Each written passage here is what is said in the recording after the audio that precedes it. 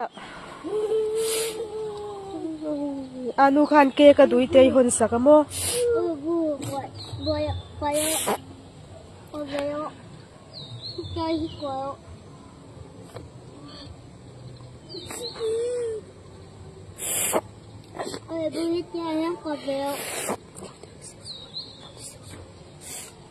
anu khai ngai mo boi boi te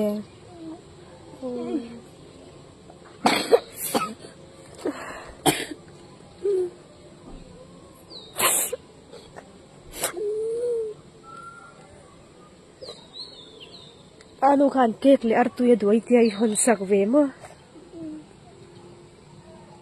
alo ei don lom na kira ti khan da lamo an na e ma mo